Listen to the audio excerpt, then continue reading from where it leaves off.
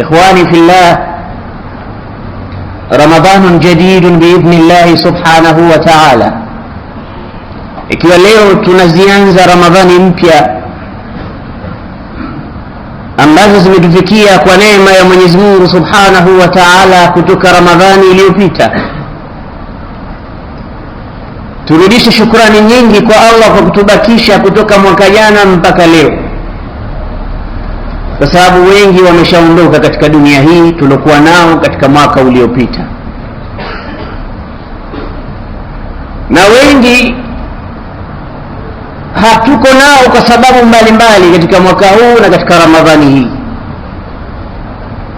na wengine labda tuko nao katika mwaka huu na Ramadhani hii, lakini hawakuweza kuwa na sisi hapa kwa dhurufu mbalimbali, kwa sababu saa hizi wewe mzima uko ndani ya msikiti, kuna mwenzako sasa hivi yuko katika sakaratil mauti kitandani, kuna mwingine labda yuko katika ICU kitandani, kuna mwingine yuko katika hali ambayo kila mmoja anafikiria sasa hivi kumnunulia sanda na kumtaarishia mambo mengine kwa ajili ya kwenda kukutana na Mola wake.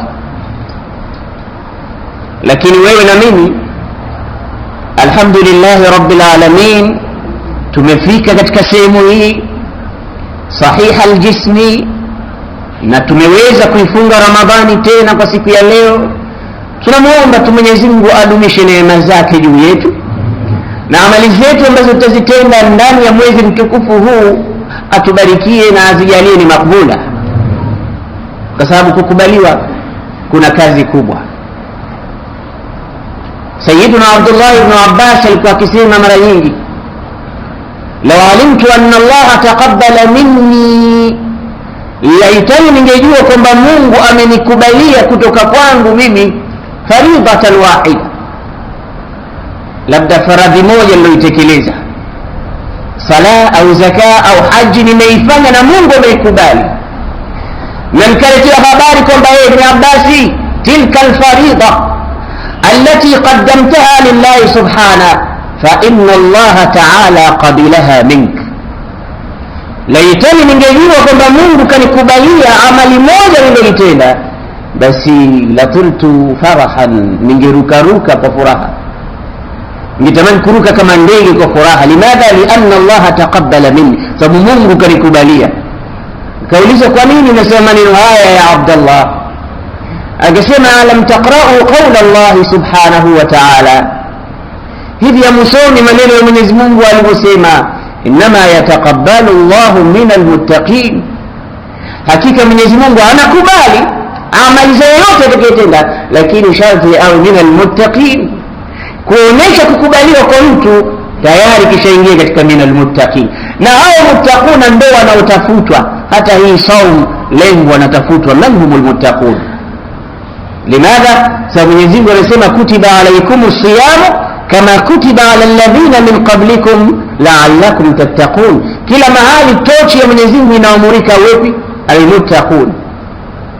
Ukijaliwa kuwa wewe umetakabaliwa zile amali zako, i'lam annaka minal muttaqin, kwa sababu Mungu hakubali amali iliyokuwa ndani kuna shirki na ilhad. Anaikubali amali ambayo ni khalisan liwajhi Allahi alkarim. Mwenyezi Mungu atujalie saumu zetu ni khalisan liwajhi Allahi alkarim. Leo tutaondokea kidogo katika kutaja nabadhati ambazo zitazungumzia kuhusu habari ya saumu kama kawaida, sababu tunaishi katika saumu. Lakini kwa kuwa mara nyingi tumezungumziana kuhusu saumu, mazungumzo yetu leo yatazungumzia yaumu hasratin wa nadama, yani siku ya majuto na lawama. Yaumu hasratin wa nadama, kila mmoja tukiitoa taarifu kwa aina hii atafikiria ni siku gani hiyo, lakini tutaiarifisha sisi wenyewe tulioitaja siku hii, na tutaishi katika siku hii mpaka mwisho wa darasa yetu, Mwenyezi Mungu akituafikia. Yaumu hasratin wa nadama ni yaumun alladhi yataharraku al-insanu bahithan au bahthan an hasanatin wahidatin fala yajiduha. Yaumu hasratin wa nadama ni siku ambayo kiumbe atazunguka kutafuta jema moja tu, ili akaingie peponi na asilipate jema moja hilo. Hilo yaumu hasratin wa nadama. Iftah udhunaik waftah qalbak, fungua macho yako ndugu yangu Muislamu katika hizi lahadhati mubaraka. Hizi ni lahadhati ambazo huwezi kutipata katika mwezi wowote isipokuwa mwezi wa Ramadhani. Hizi ni nyakati bora na zenye fadhila nyingi ambazo huwezi kuzipata ukiwa nyumbani kwako, uko katika nyumba ya Mwenyezi Mungu Azza wa Jalla. Na hichi ndicho kinachohitajika kwa mtu aliyofunga. Unahitajika saumu yako iwe unaibembeleza kwa ibada nyingine, tilawatul Qur'an, mawaidha yanayotolewa katika kila misikiti, tasbih, tahlil, tahmid, salatu ala nabii sallallahu alayhi wasallam. Si vyema mtu akafunga akawa analala kuanzia saa za mwanzo mpaka magharibi, anasubiri adhani ya wakati al-maghrib aje hapa msikitini na tende zake 2-3 na chupa yake ya juice. Huyo amefunga, ndo saumu yake inavyokwenda. Sasa hivi hama kidogo nyumbani kwako, kwa sababu nyumbani mara nyingine kuna vitu ambavyo vinaweza vile vile kuharibu saumu yako. Sasa hivi hama katika maskani zako, kwa sababu kukaa katika maskani na turukati vile vile kunaweza kupita vitu ambavyo vimeharibu na vitaharibu saumu yako. Sasa hivi hama katika vikao vya kukaa mtapiga mazungumzo bila kumtaja Mungu ndani yake. Sasa vikao hivyo vinaweza kutokea maneno ambayo yanaweza kuvunja saumu ya mtu. Sasa hivi maskani yako kubwa iwe msikiti. Sasa hivi vikao vyako vikubwa iwe katika tasbih, vikao vyako vikubwa iwe Qur'anul Karim na hadithi za Bwana Mtume sallallahu alaihi wasallam. Hivi unailea saumu. Tuna mtu amekaa tu nyumbani, amwangalia mkewe akienda jikoni akirudi, shingo inazunguka kama feni, akienda huko anaye kirudi huko na hivyo hivyo. Saa nyingine inawezekana mtu kapitiwa na shaitani anatafuta nukta tudhaf. Siku zote pengine unakaa na mke wako humtamani mchana, lakini siku ya Ramadhani akapita kidogo ukaanza kumtamani. Shetani anakuambia unamuona alivyo mzuri na kila siku unamuona. Basi mambo yakaharibika, saumu ikabidi ufunge miezi 2 yenye kufuatana. Kwa nini ubakie huko? Ingia katika chuo kilichoasisiwa na Bwana Mtume sallallahu alaihi wasallam, litarbiyati as-sawm wa litadid an-nufus, ili tujitafute tuko wapi katika muttaqun. Shetani ana uwezo mkubwa na ana mbinu nyingi za kumvurugia mwanadamu asiwe minal muttaqin. Kwa hiyo hasratun wa nadama, siku ya majuto na siku ya lawama na siku ya kuuma vidole. Siku hii ni siku ambayo yatahawalu almar'u ba'ithan an hasanatin liyadkhula biha aljannata fala yajiduha. Atakuja kuitafuta thawabu moja tu. Thawabu hiyo ataambiwa kwamba inna hasanataka tahtaju ila hasanatin wahidatin litadkhula aljanna. Bwana, mema yako yote tumeyaona, lakini kwa kadri ya mizani tulivyopima tumeona kwamba mema yako yanahitaji jema moja ukaingie peponi. Kwa hiyo lete jema moja, maadamu atakuja sipate. Leo kuyapata mema ni kitu rahisi sana. Bwana Mtume sallallahu alaihi wasallam anasema nini? Man qaraa harfan min alquran alkarim falahu bihadha alharfi 10 hasanat. Yeyote atakayesoma herufi moja kutoka katika Qur'an, herufi hiyo tu kwa kuisoma na kuitaja, lahu 10 hasanat. Mwenyezi Mungu anampa mema mangapi? 10. Angalia, harufu moja tu ukiitamka ndani ya kitabu, laka 10 hasanat. Mungu anakupa mema 10. Mtume angesema wala aqulu alif lam mim harfun, na sisemi kwamba mtu akisema alif lam mim hiyo ni herufi moja, la, walakin alif harfun, lam harfun, al-mim harfun. fa idha qala al-insanu alif lam mim kataba Allah lahu bihadhihi 30 hasana. Mtu akisema alif lam mim anafahamu ngapi? 30. 10 kwa sababu ni herufi tatu hizo zimeunda kilima kimoja. Alif 10 na lam 10 na mim 10. Haya mema unaweza kuyapata kwa kadri gani ulimwenguni leo? lakini wallahi utalitafuta jema moja tu, sio 10, siku ya kiyama ukaingia peponi utaweza kulipata. Sasa waislamu tufungue vichwa vyetu tuone kwamba sasa hivi tunapoteza wakati kiasi gani, kumbe itakuja siku tulitafute moja tusilipate. Na hapa tuna uwezo wa kupata malayin mumaliana min alhasanat ikiwa herufi moja tu. Man qaraa harfan min alquran falahu 10 hasanat. la aqulu alif lam mim harfun, lakinna alif harfun wal lam harfun wal mim harfun. Ukisema maneno haya 30 hasana. Na mtu labda atasema qul, hakusema ya ayyuhal kafirun, kwa qul anapata thawabu 20 kwa sababu herufi ya qaf na lam kashaisema.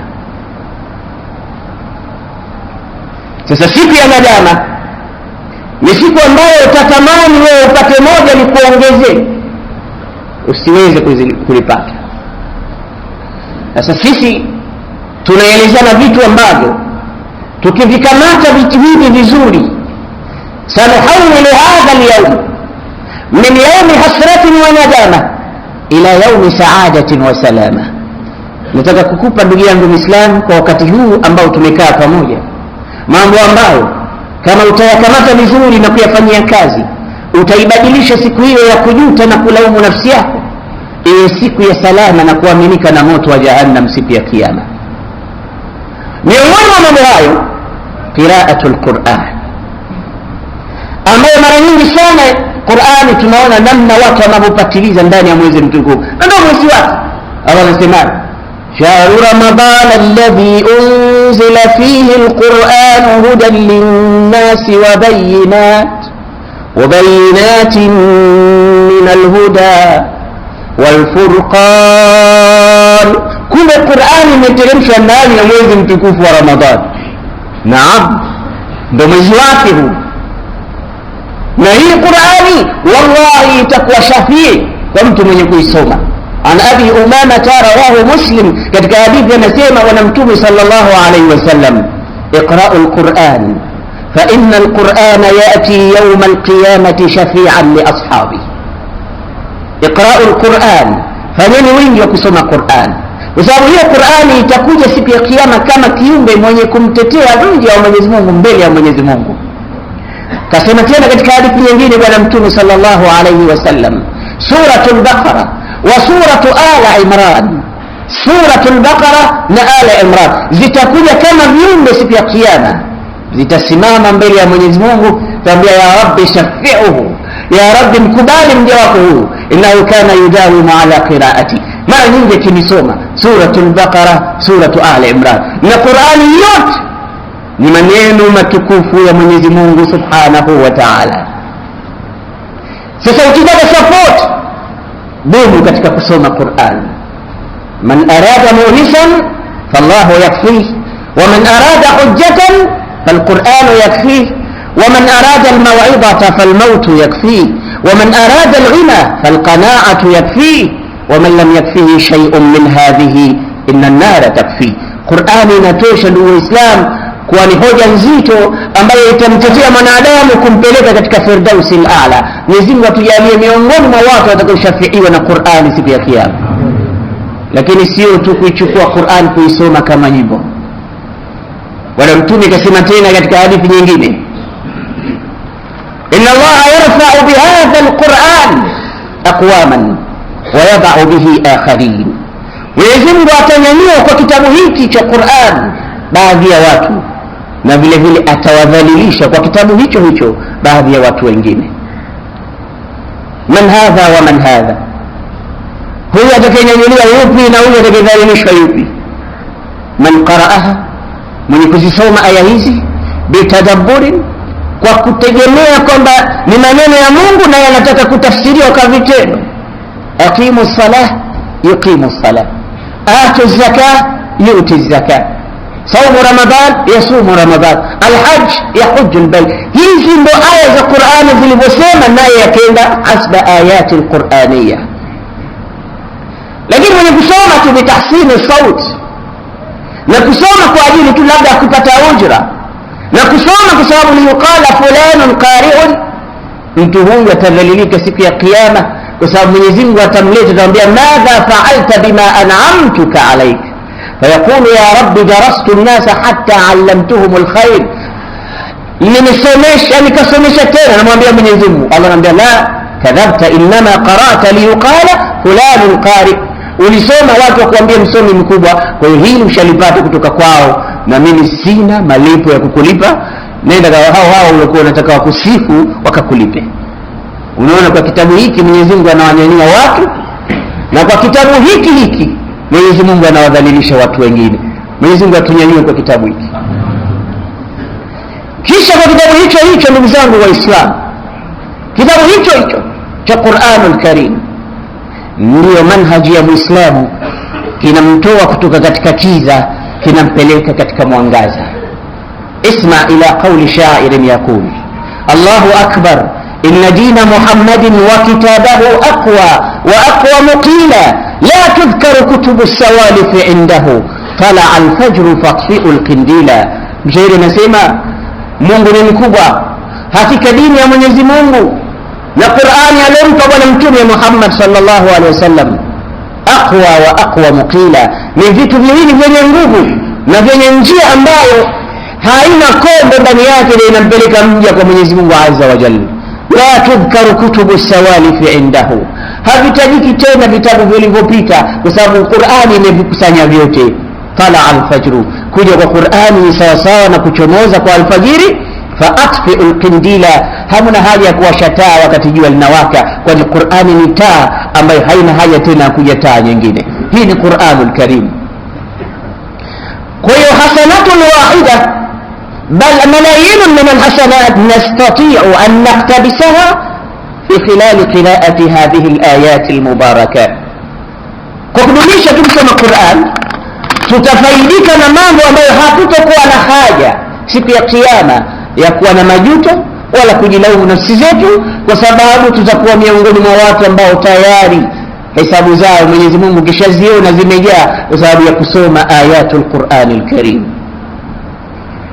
Kisha tena ndugu Waislamu, ndio maana ndani ya mwezi mtukufu wa Ramadhani watu wanafanya wingi wa kusoma Qur'ani katika salatu tarawih, na mara nyingi wanasoma juzu kamili katika kila rakaa za watakazozisali katika mwezi mtukufu wa Ramadhani ndani ya salatu tarawih.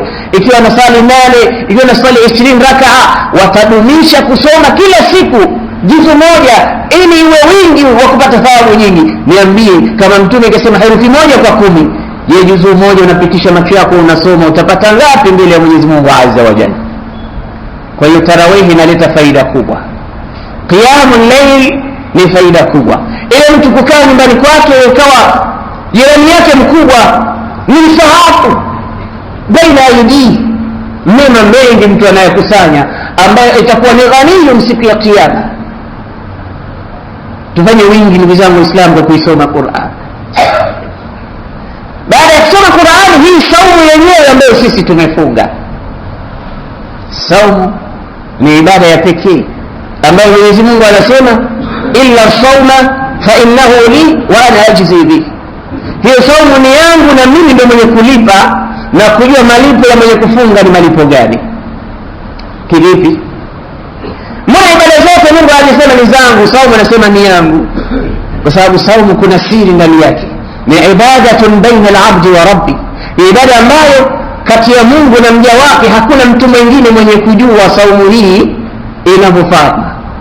Mungu pekee yake ndiye mwenye kujua hapa wangapi tumefunga. Hapa kuna watu inawezekana wakawa hawakufunga kwa sababu ya matatizo mbalimbali, labda mtu mgonjwa amradhi muzmina, mtu ana alsa katika tumbo lake, daktari kamwambia ukifunga utakufa.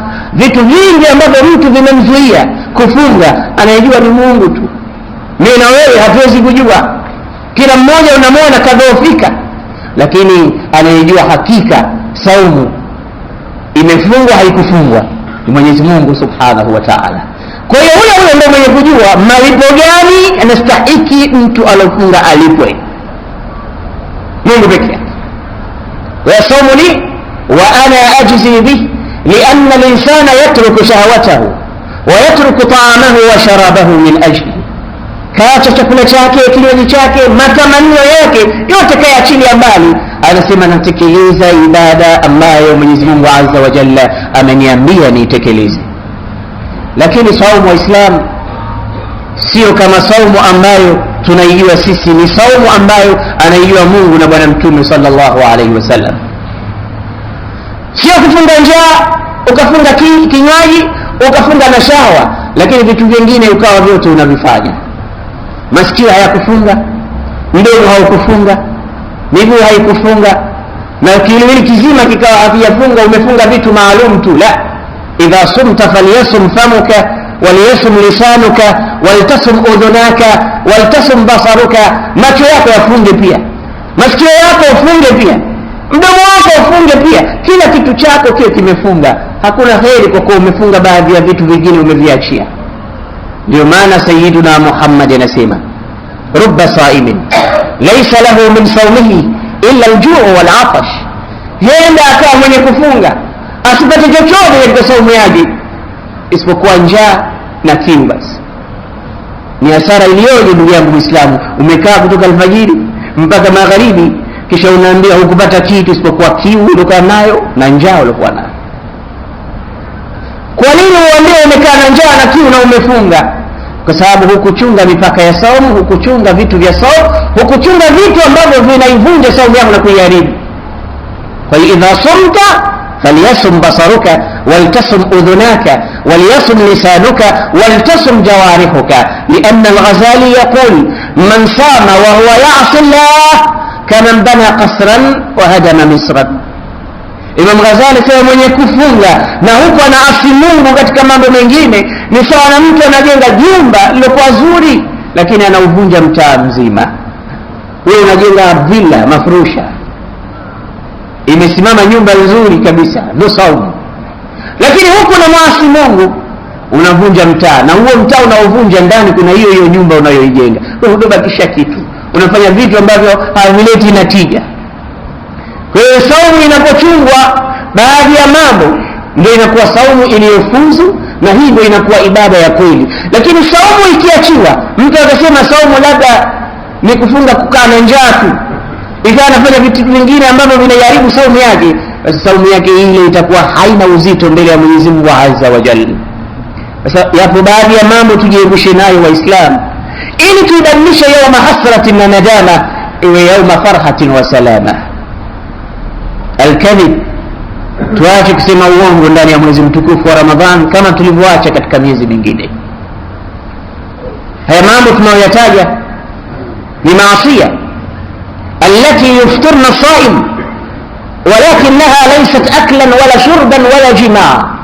Ni madhambi ambayo yanaharibu saumu ya mtu, pamoja na kwamba sio chakula wala kinywaji wala sio mtu kustarehe na mke wake au kufanya zina ikavunja saumu yake.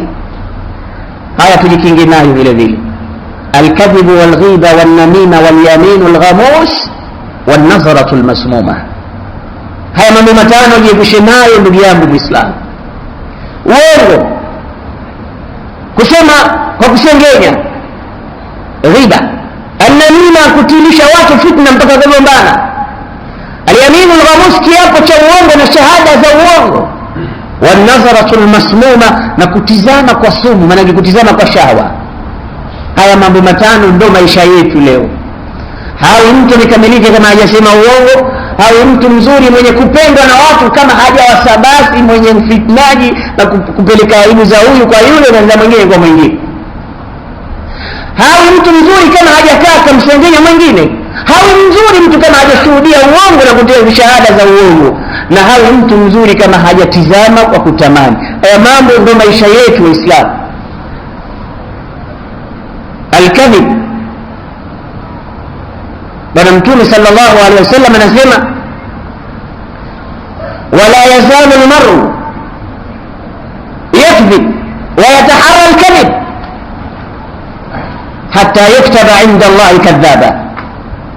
Mtu atuache kusema uongo na kujifundisha kusema uongo na tena na tena mpaka aandikwe katika kitabu maalum kwamba huyu muongo. Iyyakum wal-kadhib, basi jiepusheni na uongo. Mtume anasema fa inna al-kadhiba yahdi ila al-fujur, Sababu uongo unampeleka mtu katika mashimo ya moto, katika ubaya, katika uovu. Wa innal fujura yahdi ila an-nar, na uongo unampeleka mtu katika moto wa jahannam. Kwa hiyo uongo ni moja katika njia za kumpeleka mtu katika adhabu. Al-ghiba, kusengenya. Na kusengenya Waislamu, zamani watu walikuwa wakipenda kusema kusengenya tabia ya kike, lakini leo kusengenya tabia ya waume na wanawake. Na hao wanawake sasa hivi wanashindwa na wanaume katika usengenyaji, mpaka wamepachikwa majina. Mwanamke anaitwa CNN, mwanamume anaitwa Al Jazeera. Kwa sababu gani? Kila habari anazo yeye, za kweli, za uongo, na anafurahi vile akichukua habari za uongo kupeleka kwa mwingine. Bwana Mtume sallallahu alaihi wasallam anasema, ayakum walghiba, atadruna malghiba? Amekaa pamoja na sahaba zake na wauliza, mnajua maana ya kusengenya ni kitu gani?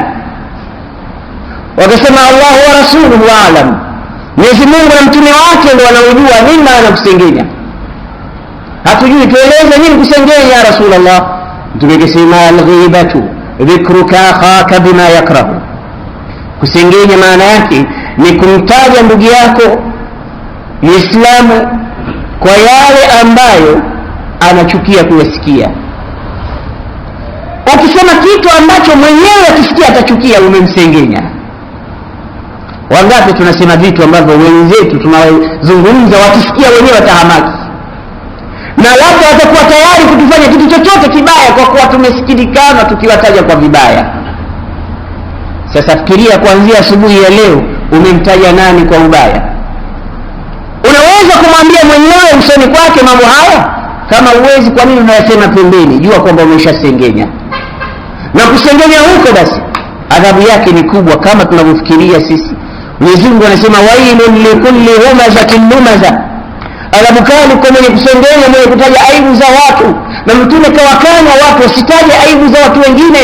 La tatabba'u awratan nas, la tatabba'u awratin nas, msifuate aibu za watu, msifuate mambo ya watu. Fa inna man tatabba'a awratin nas tatabba'a Allahu awrati, mwenye kufuatilia na kuchunguza aibu za watu, Mungu naye anafuatilia aibu zake. Sasa wewe unamchunguza fulani, Mungu anakuchunguza wewe. Sasa nani zaidi, wewe unamchunguza yule au wewe unaichunguzwa na Mungu? Man tatabba'a awrata mri'in tatabba'a Allahu awratahu, wa man tatabba'a Allahu awratahu fadhahahu walau fi qa'ri dari. Na mwenye kufuatwa na Mungu na kuchunguzwa na Mwenyezi Mungu, Mwenyezi Mungu humfedhehesha hata kama yuko ndani ya chumba chake peke yake, atafedheheka siku moja. Wewe unayemfuata mwanadamu mwenzako utaona unamfedhehesha mbele ya watu, lakini wewe utafedheheka mbele ya Mwenyezi Mungu Azza wa Jalla. Hii kusengenya Waislamu. Wasahaba wakamuuliza Mtume, ya Rasulullah, araaita law annani qultu fi akhi ma fi, unaonaje kama mtu nilimsema yale ninayosema yote yanayo? Mathalan, mtu kamsengenya mtu fulani kwa mambo ambayo kweli yanayo, lakini kamtaja huko mbali.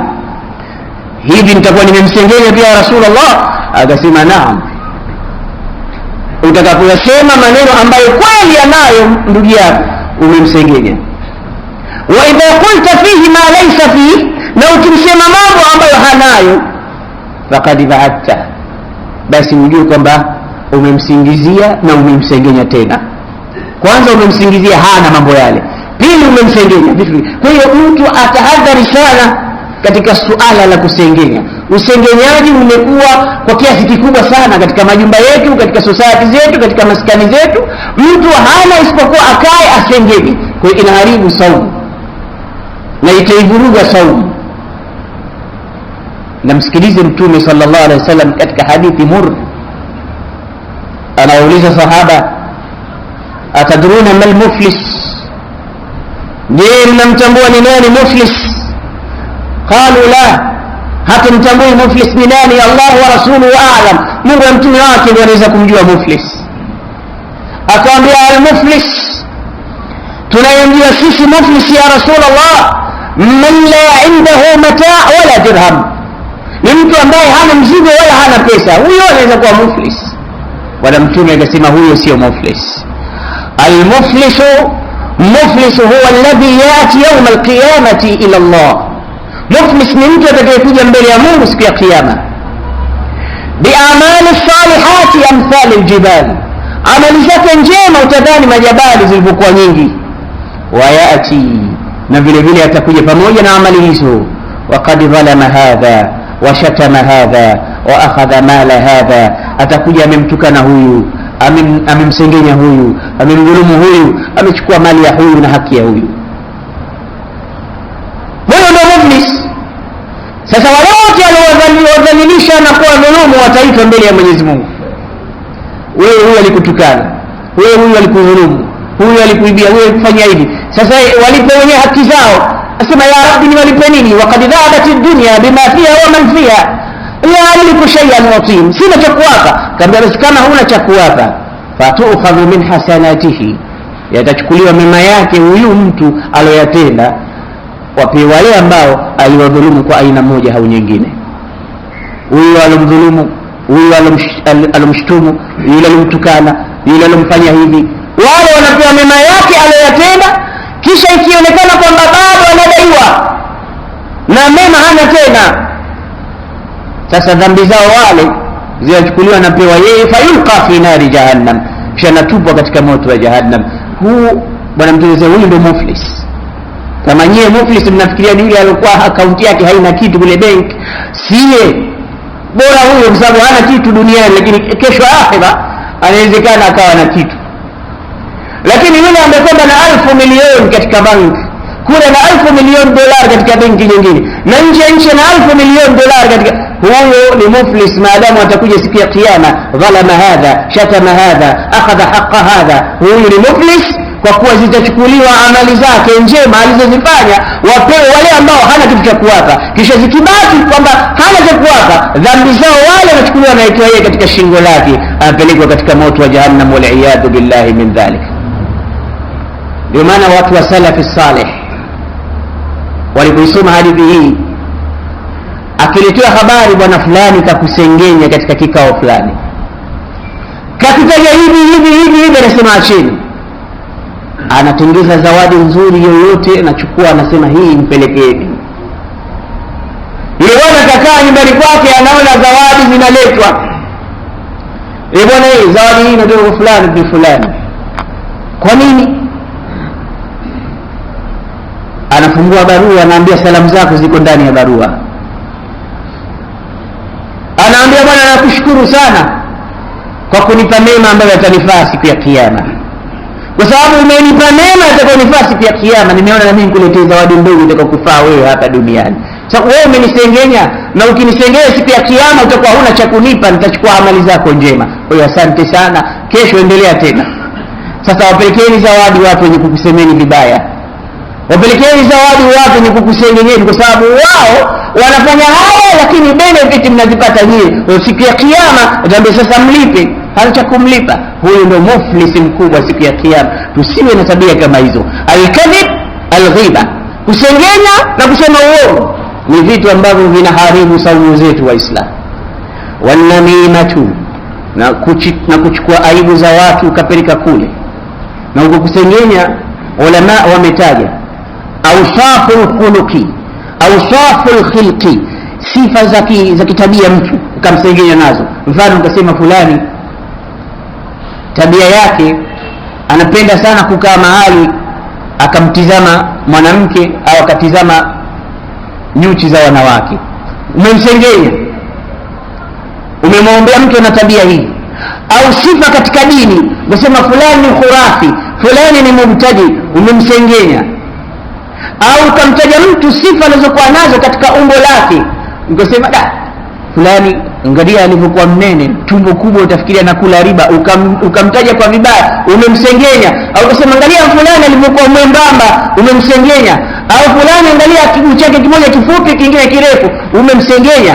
Angalia nywele zake zilivyokuwa kama steel wire, umemsengenya. Ukimtaja mtu kwa sifa ambazo kweli anazo, basi ujue umemsengenya, na haya ni madhambi mbele ya Mwenyezi Mungu Azza wa Jalla. Na sawa sawa yake basi ni sawa sawa na kumla mtu akiwa kishakufa. hupendi kumla mtu mzima, utamla amekufa. Ndio Allah anasema ijtanibu kathiran min adh-dhann inna ba'dha adh-dhanni ithmun wala tajassasu wala yaghtab ba'dukum ba'dha ayuhibbu ahadukum an ya'kula lahma akhihi maytan. Je, yupo kati yetu anayependa kula nyama ya ndugu yake kishakufa? Basi ndio kusengenya pale. Siku moja Bibi Aisha alimtaja Safia, akasema ya Rasulullah, inna Safiyata qasira, Safia mke wako mfupi sana. Bwana Mtume akasema laqad qulti kalimatan law annaha ulqiyat fil bahri lataghayyara ma'ul bahr, umesema neno kama tutalitia baharini maji yote ya baharini yatabadilika. Ndivyo alivyo Safia, alikuwa mfupi naam, lakini kule kumsema kando kando Bwana Mtume hakupenda. Kwa hiyo usiseme maneno haya mbele ya huyu kwa kuwa unamsema fulani, utakuja kuwa muflis siku ya kiyama, pamoja na kwamba saumu yako hapa duniani inaharibika. Ghiba, an-namima, al-yamin al-ghamus, na yamini mtu anaapa uongo au shahada za uongo mtu anatoa mbele ya mahakama au mbele ya mahali alipoombwa atoe shahidi, akatoa shahada za uongo. Wal akhir walaysa akhiran nazratul masmum, na kitu cha mwisho ni kule kutizama kwa kutamani. Kutizama kwa kutamani haiji hata kama ni mtu wa mbali, labda mtu mwanamke yoyote tu njia, hata mke wako nyumbani kwako usimtizame kwa kumtamani. Bwana Mtume sallallahu alaihi wasallam katika hadithi imekuja, Bibi Aisha anasema kana an-nabiyyu yuqabbiluni wa huwa sa'im wa yubashiruni wa huwa sa'im lakinahu kana amlakukum liirbi. Mtume alikuwa akinibusu hali amefunga, alikuwa akinikumbatia Bwana Mtume na hali amefunga. Sasa usisikie Mtume alikuwa akibusu na alikuwa amefunga, akikumbatia na alikuwa akifunga, na wewe ukaenda ukabusu na ukakumbatia. Na hasa kwa wale walioa katika mwezi wa Shaaban na Rajab, wasikumbatie wala wasibusu, waachie wale waliokaa katika ndoa zao kwa muda mrefu, sababu unaweza kuharibu saumu yako inaweza kuharibika. Hivyo maana tumesema mtu asikae nyumbani, atoke afanye itikafu katika msikiti. Alinihadithia bwana mmoja, anasema siku moja yuko nyumbani, mke wake anatayarisha iftari, yeye yupo amekaa tunabembesha miguu. Basi bibi yule katika kupita akaja akapita kutafuta sukari, na ile sukari kwa bahati mbaya ilikuwa chini ya kitanda mvunguni, kabidi yule bibi ainame aitafute ile sukari. Yule mwanamume kutizama pale akaharibu saumu yake, akafunga mlango, akafanya mambo mengine. Sasa ingelikuwa wewe uko msikitini yangekufika hayo? Haingefika. Njoo pamoja na wenzako, lete dhikri, kae itikafu msikitini, magharibi ndio rudi zako nyumbani. Kila kitu baada kukamilisha, usikae. Hizi ni saumu ambazo zinataka kuchungwa ili ziwe naje. Kwa hiyo kabla inaruhusiwa, lakini liman yamliku irbati, liman yamliku irbi, yule mtu ambaye anaweza kumiliki shahawa zake, anaweza kujikontrol mwenyewe, anaweza kubusu. Kwa hiyo ni halali kumbusu mke wako kama umefunga na kumkumbatia kama umefunga, lakini kama unaweza kuwa shujaa wa kuweza kuzimiliki shahawa zako, kama uwezi usifanye. Na kama unaweza kwa kiasi kidogo, basi busu lako lisizame zaidi ya sekunde 3 au 5, kidogo tu. Kama una kawaida ya kutoka nyumbani ukambusu mke wako kidogo tu, sekunde 1, 2, 3, usikae, sababu na watu wanabusu nusu saa. Unatafuta kitu gani? Unataka kuharibu saumu yako. Sayyidina Muhammad kana yubashiruni wa huwa sa'im wa kana yuqabbiluni wa huwa sa'im, akinibusu akinikumbatia wa huwa sa'im na hali amefunga, walakinahu kana amlakukum liirbi, alikuwa anajiweza kujimiliki na kujikontrol. Kwa hiyo Islam, an-nadhratul masmuma, maangalizi yenye sumu ni maangalizi ya matamanio, na maangalizi kama haya yanaziharibu saumu zetu, kwa kuwa humu njiani kuna wanawake wengine wanavaa vibaya, wanawake wanatembea vibaya, wanawake sauti zao wanapoona wanaume wanazilegeza kwa vibaya. Sasa hivi ni vitu vinachochea mtu kutaharak kwa shawa, na shawa ikishataharak haina kutulia mpaka ipelekwe mahali ambapo inastahili kutulia. Ndio maana kama haikutulia unaweza kuona mtu anafanya vitu vya ajabu ajabu. Siku moja mmeona gazetini bata amebakwa mpaka amekufa. Nini madhambi yake bata? Kwa sababu mwanadamu zimetaharak shawa akaona nikazimalizie kwa bata. Yule umeumbiwa ule kitoweko au ule wewe unamchukua unazini naye. Wewe utakuwaje siku ya kiyama mbele ya Mwenyezi Mungu Azza wa Jalla? Basi nazratul masmum vile vile tuepukane naye. Na hii huwezi kuiepuka kama utakuwa kila mara uko katika njia. Kuna maskani nyingine zimepamba, zimewekwa bendera, zimewekwa vitambaa tambara cheupe na cheusi, watu wameweka wamepaka rangi. Sasa hivi wapo tu wanatizama na upita njia. Inashadidiwa ile kutizama katika njia, na Bwana Mtume sema iyakum waljulusu fi turuqat, jiepusheni na kukaa katika hizi njia. Fa in alaytum illa aljulusu fiha, kama mtakataa lazima mkae katika njia, fa'atu tariqa haqqahu, basi njia zipeni haki zake. Qalu wa ma haqqu at-tariq ya Rasulullah, haki yake ni ipi njia? Akasema ghaddu al-basar, haki ya njia ni mtu kufunga jicho. Kama una lazima ukae njiani, basi funga macho. Na nani atafanya hivyo? Kila mmoja anayepita na kuona uko hivi hata kuuliza una nini wewe, saumu kali? Na Mtume akasema nifunge macho, maana usitizame mambo mabaya. Unaweza kukaa katika njia, lakini ipe njia haki yake. Kikipita kibaya, eka macho yako chini. Sio kinapita unaambia na wengine tizameni bomba hilo linapita. Unaharibu saumu na unaharibisha watu wengine saumu, inakuwa haina maana. Nazratul masmuma. Raddu salam, na haki ya njia vile vile ni kuipa salamu. Mtu aliyopita katoa salamu, rudishie salamu. Hiyo ni haki ya njia. Wa imatatul adha an tariq, na kuondoa udhia. Njiani kuna udhia, unaondoa. Lakini sisi hatufungi macho, salamu saa nyingine pia hatuiki. Mtu atakaye salamu nyingi hapa Unguja kuliko Maka na Madina, kwa nini umekaa njiani? Basi ipe njia haki yake. Imatatul adha, kuondosha udhia njiani, ndio kwanza unaleta udhia wewe. Anayepita hujui mke wa mtu, hujui binti wa mtu, hujui chochote, unachanganya tu. Hizi zote ni kinyume na ufundisho wa Bwana Mtume Muhammad sallallahu alayhi wasallam.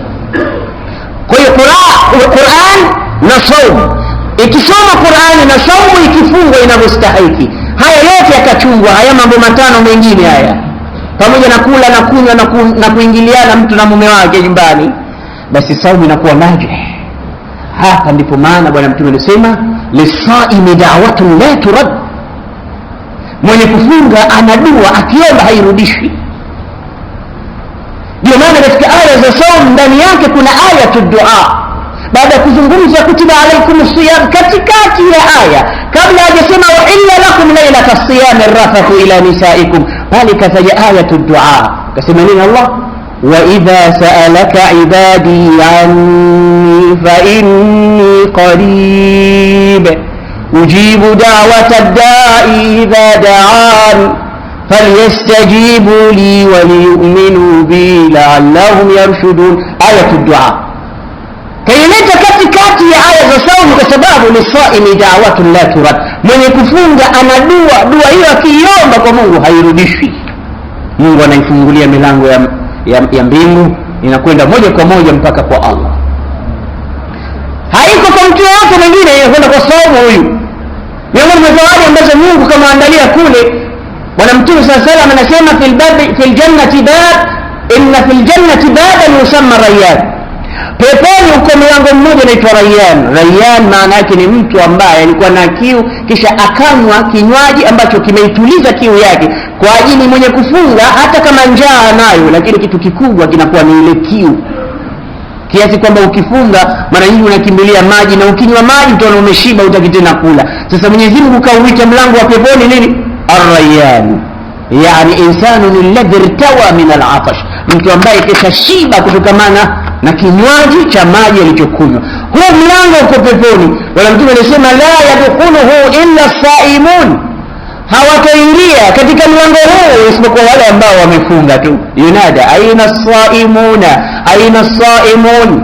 Allah anasema wako wapi walofunga, kwa wapi? Wakishaingia yughlaqu hadha albab wa la yadkhulu ahadun ghayru saim, mfungaji tu anaingia pale.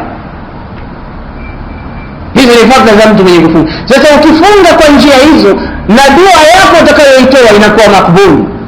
Na tusisikie tu kwamba dua ya mtu mwenye kufunga ni makbul, mtu kakaa anasema uongo, kakaa anashuhudia uongo, anatizama mabaya, anafanya vitu visivyokuwa na akili, vinavunja saumu yake, akasema da'watu sa'ili la turad. Hiyo da'wa lazima iwe na mambo manne. Lazima dua ili ikubaliwe na Mwenyezi Mungu ina mambo manne ndani yake. Kitu cha kwanza, ikhlas fi dua. Lazima uombe kwa ikhlas, usishirikishe ndani ya dua kumwomba Mungu chochote kingine. Unamwomba Mungu lillah, ikhlas fi dua. Kitu cha pili, an tad'u ghaiban 'anil udwan.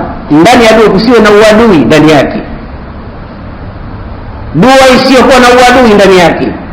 La qati'ata rahim, usiseme maadamu Mungu asema dua as-saimi la turad, dua ya mwenye kufunga hairudishwi. Kusema nyumbani kuna kibuda hakifi tukarithi mali, leo mkimaliza kufunga tunakiapiza kipe, hii ni dua ambayo ina udwani. Wengine wanaweza kuwapiza watu wakaombea mabaya. Mwanamke labda amechoka kukaa na mumewe, akasema mkimaliza kufunga na muapiza jini huyo asirudi tena akitoka. La, dua hizo hazipokewi, ni dua ambazo hazina udwani. Mama akamwapiza mtoto wake lakini kwa kheri anazozifanya. Mwanangu siku za Ramadhani anakuwa anasaidia sana maskini, pesa zetu zitaisha, akamwapiza mwana haramu, mwana fizaya na hivi na hivi. Dua zile hazipati wala hazifiki kokote, sababu ndani yake kuna udwani. Na dua yoyote itakuwa na uadui ndani yake haifiki. Labda mtu akasema ya rabbi ja'alni nabiyya, ya rabbi nijalie na mimi niwe mtume, hii dua ina udwani ndani, haiwezekani wala hutojaliwa. Kwa hiyo sio kila dua kwamba inakwenda kwamba maadamu mtu mwenye kufunga kafunga, kwa hiyo akiomba dua zake itakubaliwa. Hamna. Chunga hivyo vitu. Ikhlasun niyya, uwe na ikhlas katika moyo wako. Unamwomba nani? Unamwomba Mwenyezi Mungu Subhanahu wa Ta'ala, na milango yake iko wazi daiman wa abada. Anasema mshairi, la tas'alanna bunayya adama hajatan was'al alladhi abwabuhu la tuhjabu, Allahu yaghdabu in tarakta su'alahu wa bunayya adama hina tas'alhu yaghdabu. Anasema muombe Mungu haja, usimwombe mwanadamu haja. Na wewe mwanadamu kama unataka kumuomba, muombe Mungu kwanza, alafu ndio uelekee kwa mwanadamu, kwa sababu milango ya Mungu haifungwi. Na Mungu anakasirika kama wewe humuombe, lakini mwanadamu anakasirika ukimuomba yeye. Tofauti kubwa kati ya Allah na wanadamu. Kwa hiyo omba kwa Mungu, dua iwe na ikhlas na iwe ghaibun 'anil udwan, kusiwe na uadui ndani ya dua yako. Mtu yeye ndio dhalim, kisha eti yeye ndio akamwapiza mazulumu. Wewe umemdhulumu, umemnyang'anya, alafu unamwapiza yeye, hiyo ni uadui. Dua hiyo haifiki mahali, bali yeye atakapokuombea, mwenye kudhulumiwa dua yake haiachwi.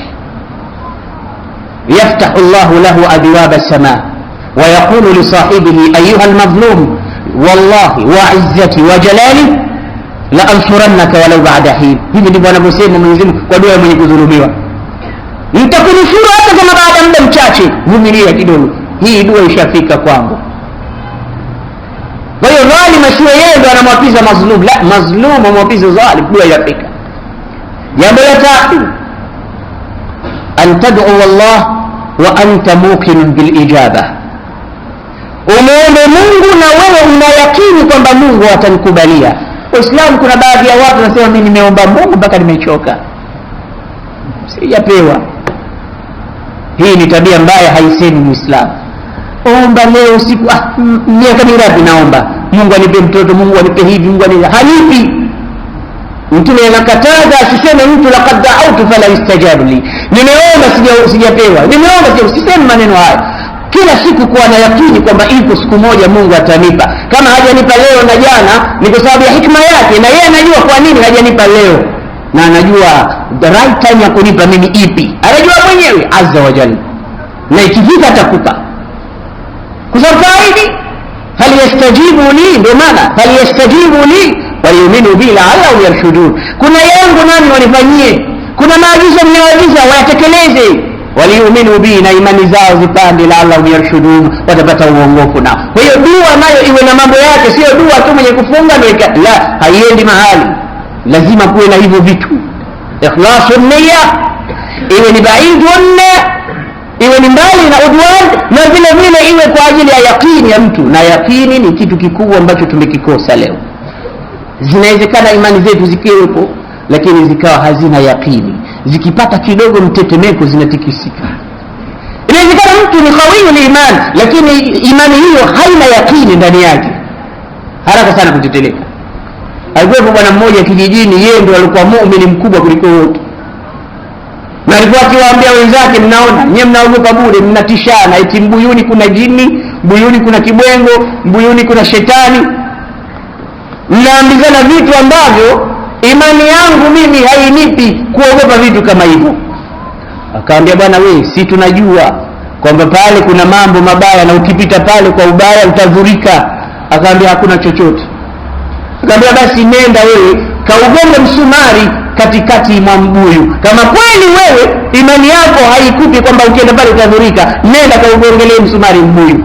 Akaondoka usiku, kafika usiku wa manane, saa 8 usiku, akagonga msumari katika mbuyu. Kisha anambia, nisubirini mimi na kwenda, nisubirini nije nikuelezeni munione kwamba mimi la atazaza fi imani. Kaugonga msumari.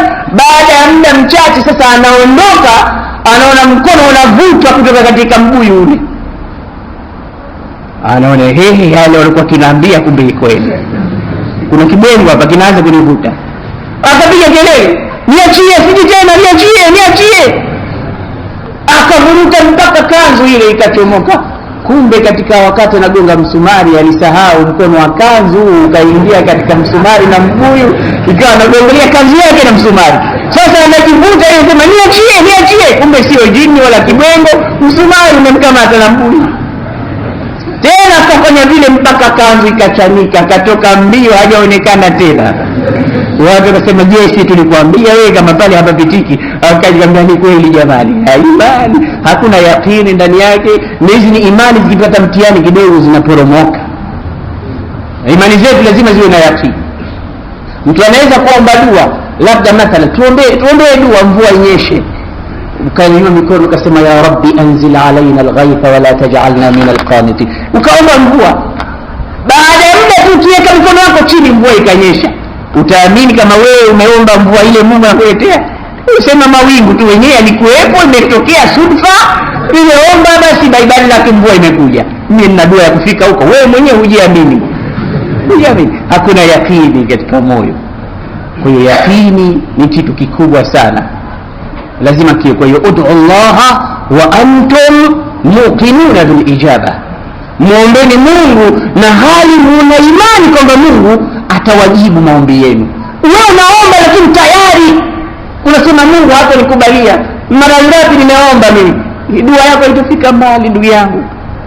Na kitu cha mwisho, ijtinabu anil haram, ni kujiepusha mtu na vitu vya haram. Haya mambo manne yanasababisha mtu kuwa mujabu da'wa. Jiepushe na haram. Bwana Mtume sallallahu alaihi wasallam anawaambia Waislamu, inna Allaha amara al-mursalina au amara al-mu'minina bima amara bihi al-mursalin. Mwenyezi Mungu kawaamrisha waumini yale ambayo aliwaamrisha mitume wake. Niwaambia, ya ayuha ar-rusul kulu min tayyibat wa amalu salihah, enyi mitume kuleni vilivyokuwa vizuri, maana yake vya halali. Kisha kawaamrisha wanadamu waumini kuambiaje, ya ayyuhalladhina amanu kulu min tayyibati ma razaqnakum washkuru lillahi in kuntum iyyahu ta'budun. Enyi waumini, muabuduni Mwenyezi Mungu, mshukuruni Mwenyezi Mungu, na fanyeni ambayo Mwenyezi Mungu amekutumeni, na kuleni vilivyokuwa vizuri ambavyo amekuruzukuni. Amri ile ya mitume ndo amri ile walioamrishwa Waislamu. Kisha Mtume akasema, lianna Allaha tayyibun wala yaqbalu illa tayyiban, kwa sababu Mwenyezi Mungu ni mzuri na hakipokei isipokuwa kizuri. Kwa hiyo wewe mwenyewe ule kizuri, kisha useme sasa maombi yako Mungu atakuletea. Kisha Mtume baada ya hayo akataja mtu akasema rajul ash'ath aghbar yutilu safar wa yarfa'u yadayhi ila as-samaa wa yaqulu ya rabbi ya rabb wa mat'amuhu haram wa malbasuhu haram wa ghudhiya bil haram anna yustajabu la. Mtu ambaye chakula chake cha haram, chakula chake, kinywaji chake, mavazi yake, yeye mwenyewe amelelewa katika haram, ananywa mikono sema ya rabbi ya rabbi, Mwenyezi Mungu hamkubali kwa sababu kila kitu chake cha haramu. Kwa hiyo Waislamu sisi kweli tukifunga tuna da'wa la turad, lakini tuchunge misingi hiyo. Yawm hasratin wa nadama itakapofika. Bwana Mtume alipokuwa amelala pamoja na mkewe Bibi Aisha, Mtume akakumbuka siku hiyo, na Mtume alikuwa akikumbuka machozi yanamiminika, na yeye alisamehewa dhambi zake zote, lakini analia kwa kuikumbuka siku hiyo. Analia tena mpaka machozi yakadondoka katika uso wa Bibi Aisha. Kaambia ma yubkika ya Rasulullah, mbona unalia ya Rasulullah? Kaambia naam, nimekumbuka akhira. Bibi Aisha akaambia bilmunasaba, maadamu umetaja akhira, hal tadhkuruna ahlikum? Mimi na wewe sasa tuko karibu. Siku ya kiyama kweli mtu anaweza kumkumbuka mke wake, mtoto wake, mume wake, watu watakumbukana siku hiyo? Mtume akacheka akasema ya Aisha, thalathu mawaqif au thalathatu amakin, katika sehemu tatu hizo ngumu mno, una la yadhkuru al-insanu illa nafsahu, katika sehemu tatu hizi hakumbuki mwanadamu isipokuwa mwenyewe nafsi yake. Hana baba, hana mama, hana mtoto, hana mke, hana mume, atajikumbuka mwenyewe hapo. Allahu akbar. Mtoto ambaye leo ukisikia imempata makruhi yoyote unakaribia kuua, mke ambaye leo ukisikia chochote kimetokea juu yake unakaribia kufa, na mume na hivi na hivi, lakini siku ya kiyama utamkumbuka, unaangalia nafsi yako tu.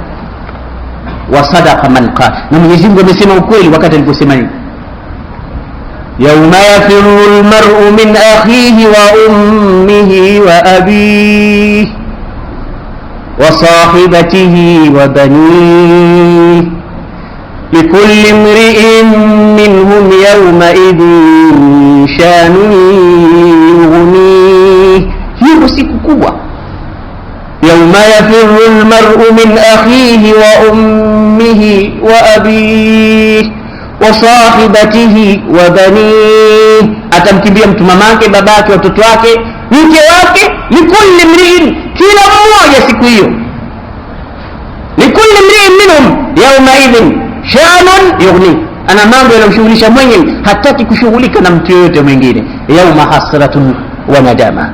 Bwana Mtume alisema ni sehemu tatu hizo. Sehemu ya kwanza kaitaja, anasema inda sirat, wakati watu watakaokuwa wote wameambia haya piteni sasa katika sirat. Na siratun ni jisrun madrubun baina nari jahannam wal janna, ni daraja kama daraja ambalo limepigiliwa juu ya moto na pepo. Yani daraja hilo kalisifu Bwana Mtume wasifu wake, anasema ni kama unywele na makali yake ni kama upanga, mtu anatembea juu yake. Leo huwezi kutembea juu ya kuta, utatembea juu ya unywele.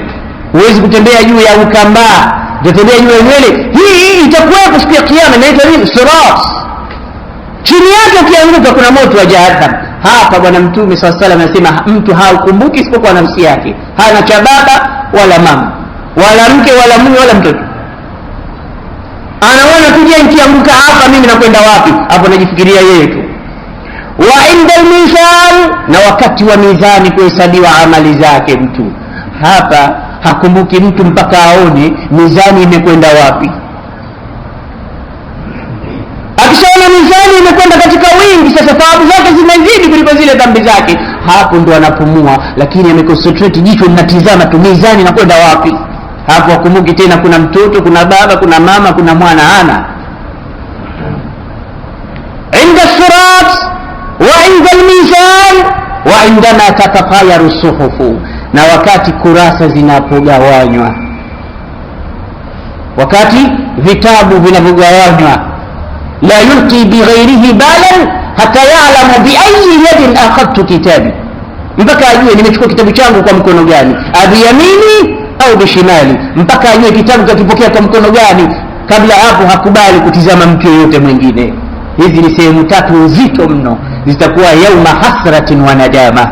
Lakini ikiwa umetumia vizuri siku zako kama hizi, zitakuwa yauma farhatun wa salama, siku ya furaha na siku ya kusalimika kabisa.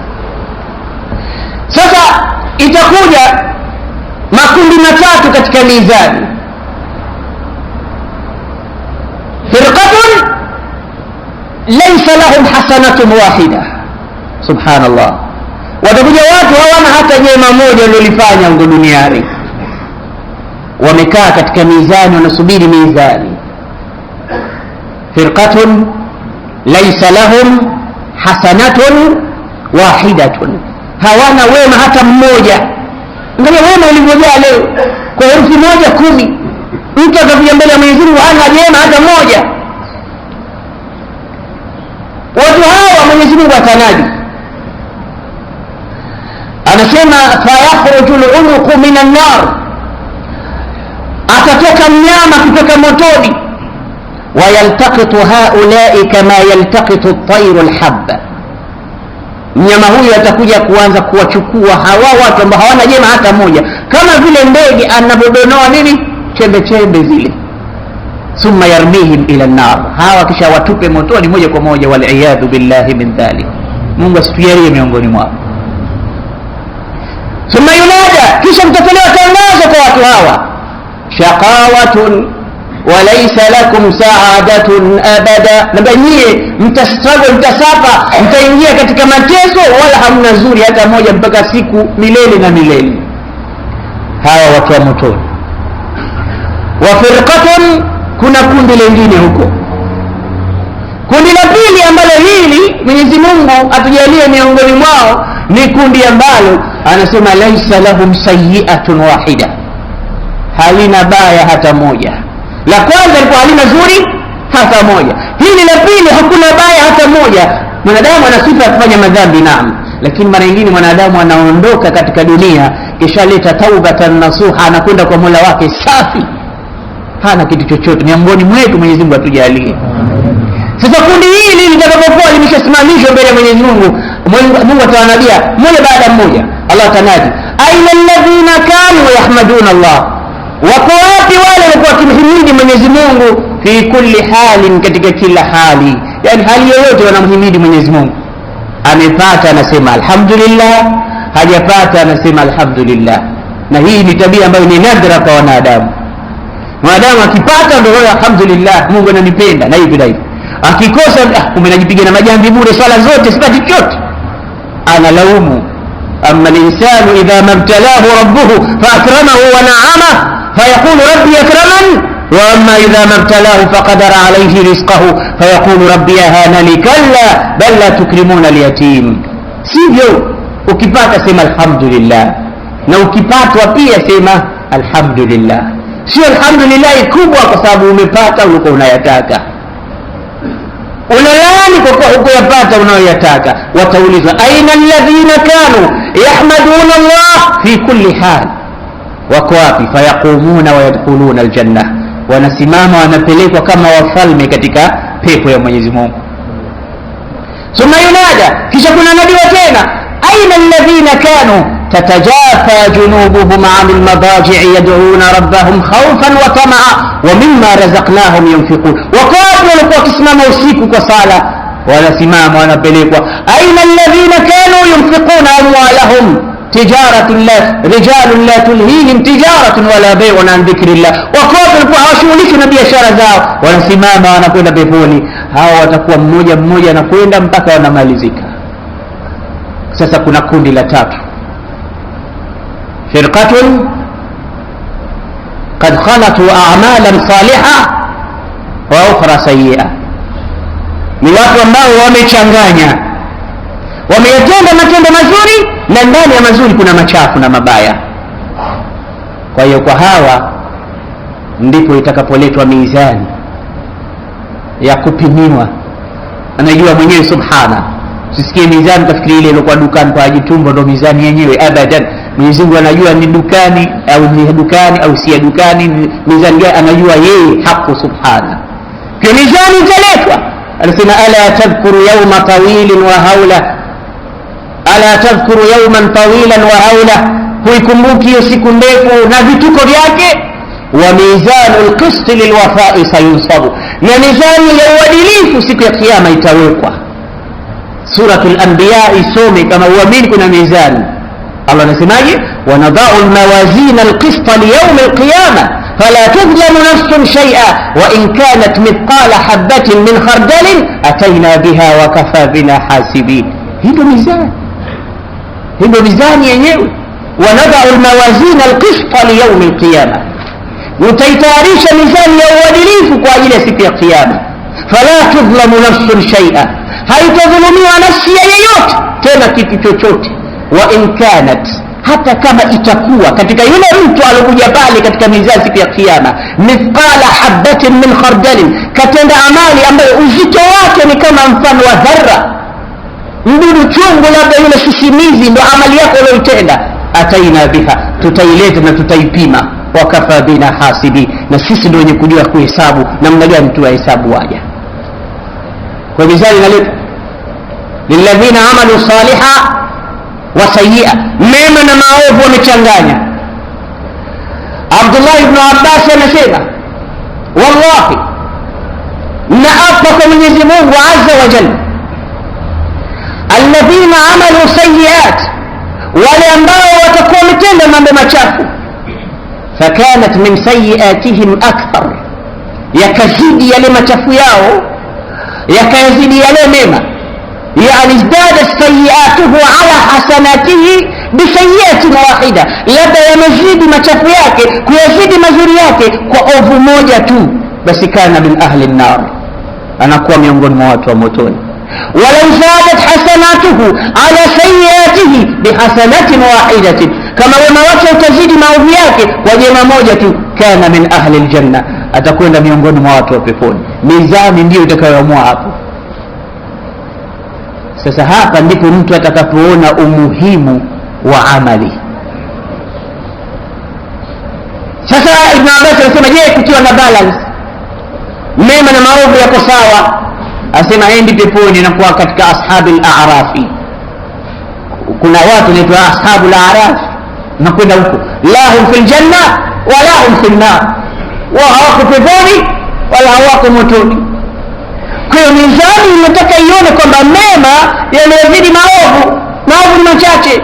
Kisha akaisoma suratul Qari'ah, alqari'atu mal qari'ah wama adraka mal qari'ah yawma yakunu an-nasu kal farashi al-mabthuth wa takunu al-jibalu kal 'ihni al-manfush فأما من ثقلت موازينه فهو في عيشة راضية وأما من خفت موازينه فأمه هاوية وما أدراك ما هي نار حامية. ni baada ya uzito na wepesi katika mizani. Yule ambaye mizani yake ya mema itakuwa nzito, maana itashinda mabaya yake, fahuwa fi 'ishatin radhiya, anakwenda peponi. Wa amma man khaffat mawazinu, ila mizani yake ya mema ikawa nyepesi, fa ummuhu hawiya, huyo motoni. Sasa mizani inapimwa, itapimwa mtu sasa ionekane kuna jema moja linahitajika, atangaziwe, ya fulani inna hasanatika tahtaju ila hasanatin wahidatin litadkhula biha aljanna. Tumepima amali zako, tumeona kwamba mema yanahitaji jema moja ili upate percentage kubwa ya kukuingiza peponi. Sasa tuletee jema moja. Fayalqa ummahu, wa mkute mamake mtu, ambie ya umma, ewe mama, unaniambiaje? laqad kuntu biki barra wa ilayki muhsina, mimi nilikuwa nakufanyia wema kila siku, pesa zangu zote ulikuwa unamaliza wewe duniani, na mimi nilikuwa silali kama sijakushughulikia kwa kila unachokihitaji miongoni mwa mambo ya dunia. Fahal ajidu hasana, je, kuna jema lolote unaweza kunipa leo nikaingia peponi? Mema yangu kule katika mizani inahitaji moja tu. Akamwambia, ya bunai, ewe mwanangu, laitani astati'u dhalik, ya laiti ningekuwa naweza kufanya hivyo. Innani ashku ila Allah mimma minhu tashku, mimi kwa Mungu nahitaji hicho unachokitaka wewe, na mimi sijui nitahesabiwa vipi, sina mimi nafasi ya kukupa wewe kitu hapa leo. mama anakukataa kwamba hawezi kukusaidia. Amwone mtu mwanawe amwambia ya bunai laqad kana batni laka wi'aa, tumbo langu liko nyumba yako miezi 9 umelala, wa tadyi laka shiqaa, na ziwa langu liko ndo kinywaji chako na chakula chako, fahal ajidu hasanatan ta'udu ala khairiha al-yawma, je unaweza kunilipa leo kwa khairi nilokufanyia kule duniani? Mwana atamwambia mama ya umma laitani astati'u dhalika innani ashku ila Allah mimma minhu tashkina, uko kwa Mungu pia na mimi nahitaji haya unayohitaji wewe, siwezi kukusaidia mama. Kila mmoja anamkataa mwenzake kumsaidia. Sasa anatizama shahisatul absar, macho hayazimiki hayafungi kwa sababu hajatalipata pija moja, na huko alikuwa akiyapita misahafu akipita ibada kiraman mema anaweza kuyapata hapa, lakini hakutaka kuyafanya. Anatangaza kwa watu waliosimama katika mawqif, anaambia ya ahla almawqif ayyukum yatasaddaqu alayya bisadaqatin hatta adkhula aljanna, yupo atakayenihurumia akanipa angalau wema mmoja ili niingize nijalizie nije peponi? Nani atakayenipa na nani atatoa siku hiyo? Nani atatoa? Hapa duniani mko ukimwomba mtu anakutoa mbio na bakora, huko mbele ya Mungu itakuwaje? Na tena ni mema, kila mmoja anataka hayo kuhesabiwa. Haiwezekani, huwezi kulipata. Hapo ndio inakuwa yauma nadamatin wa hasra. Unakumbuka sasa, ingekuwa mbele yako kuna kitabu cha Muhammad Qur'anul Karim, ukasema tu alif bila kusema lam mim, ukapata mema mangapi? 10, sio moja. Pale ni moja linahitajika, unahaha unalitafuta, huwezi kulipata. Kwa hiyo fursa iko mbele yetu Waislamu, na tuna nafasi kubwa, na tutaweza kumake it kama tutakuwa tumeconcentrate na ibada ndani ya mwezi mtukufu wa Ramadhan. Mwenyezi Mungu atakubali saumu zetu, afiyalie min alladhina yastami'una alqawla fayattabi'una ahsana. Alhamdulillahi rabbil alamin, wala aqibatu lilmuttaqin, wala udwana illa ala adh-dhalimin. اللهم تقبل صيامنا وتقبل صلاتنا وتقبل توباتنا. اللهم إنا نسألك موجبات رحمتك وعزائم مغفرتك والغنيمة من كل بر والسلامة من كل إثم والفوز بالجنة والنجاة من النار. اللهم رب لنا أولادنا في البيوت كما ربيتنا. اللهم اصلح ذات بيننا وألف بين قلوبنا وأهدنا سبل السلام وجنبنا الفواحش ما ظهر منها وما بطن ونجنا من الظلمات إلى النور. اللهم آت نفوسنا تقواها وزكها أنت خير من زكاها أنت وليها ومولاها. ربنا آتنا في الدنيا حسنة وفي الآخرة حسنة وقنا عذاب النار. واغفر للمؤمنين والمؤمنات والمسلمين والمسلمات الأحياء منهم والأموات. ربنا إنك قريب مجيب الدعوات يا قاضي الحاجات ويا كافي المهمات برحمتك يا أرحم الراحمين. بفضل سبحان ربك رب العزة عما يصفون وسلام على المرسلين والحمد لله رب العالمين. السلام عليكم ورحمة الله وبركاته.